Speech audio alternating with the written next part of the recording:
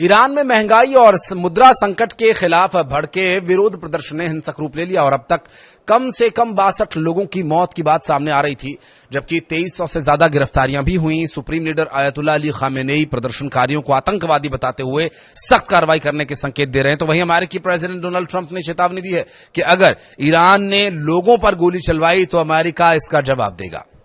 नमस्कार, मैं हूं आशीष त्रिपाठी और ईरान में महंगाई, गिरती मुद्रा और आर्थिक बदहाली के खिलाफ पब्लिक भड़की हुई है, प्रदर्शन चल रहा है और इसके खिलाफ अंतर्राष्ट्रीय राजनीति में बवाल मचा हुआ है। देश भर में जारी प्रदर्शनों के बीच ईरान ने सख्त संकेत दिए हैं, तो वहीं अमेरिका के राष्ट्रपति डोनाल्ड ट्रंप ने खुली चेतावनियों ने हालात को और तनावपूर्ण बना दिया है। अमेरिका स्थित human rights activist news agency के मुताबिक अब तक कम से कम 62 लोगों की मौत हो चुकी है।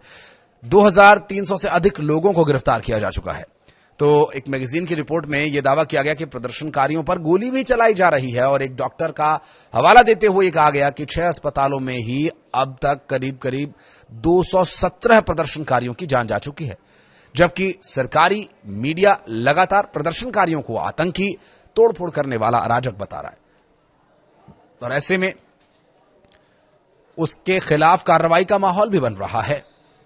ईरान के supreme leader Ayatollah Ali Khamenei ने ट्रंप पर तीखा हमला बोलते हुए कहा कि अमेरिकी राष्ट्रपति के हाथ ईरानियों के खून से सने हुए हैं। यह बयान इजरायल के साथ जून में हुए युद्ध और उसमें अमेरिकी समर्थन के संदर्भ में दिया गया।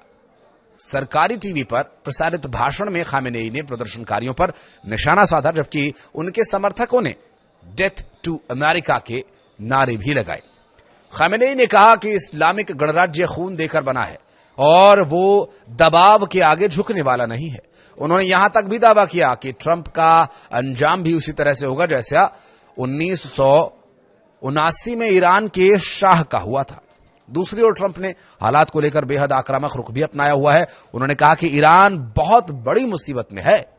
ईरान की सरकार के लिए अच्छा यही होगा कि वो प्रदर्शनकारियों पर गोली चलाना शुरू भी ना करे, नहीं तो अमेरिका भी गोली चलाएगा।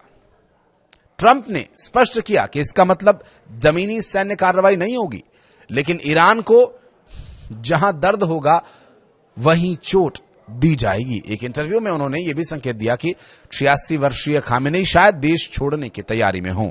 प्रदर्शनों को दबाने के लिए ईरान ने देशव्यापी इंटरनेट शटडाउन लागू कर दिया है और इंटरनेट मॉनिटर, नेट ब्लॉक्स और एमनेस्टी इंटरनेशनल ने इसे मानवाधिकारों का गंभीर उल्लंघन भी बताया। एमनेस्टी के अनुसार इंटरनेट बंद करने का मकसद हिंसा और मौतों की असली तस्वीर दुनिया के सामने आने से रोकना है या छिपाना है, जो भी आप इसे अपने विवेक के अनुसार कहें। नॉर्वे स्थित एनजीओ ईरान ह्यूमन राइट्स ने बताया कि मरने वालों में कम से कम 9 बच्चे शामिल हैं। इस बीच भारत ने भी स्थिति पर करीब से नजर बनाए रखने की बात कही है। विदेश मंत्रालय के प्रवक्ता ने बताया कि ईरान में करीब 10,000 भारतीय नागरिक और भारतीय मूल के लोग रहते हैं, जिनकी सुरक्षा को लेकर एडवाइजरी जारी की गई है। तेहरान समेत कई बड़े शहरों में हजारों लोग सड़कों पर उतर करके तानाशाह मुर्दाबाद जैसे नारे लगा रहे हैं और यह प्रदर्शन साल 2022-23 में महसा अमीनी की मौत के बाद हुए आंदोलनों के बाद सबसे बड़ा आंदोलन माना जा रहा है। साल 1979 की इस्लामिक क्रांति के बाद सत्ता के लिए यह सबसे बड़ी चुनौती के रूप में भी देखा जा रहा है।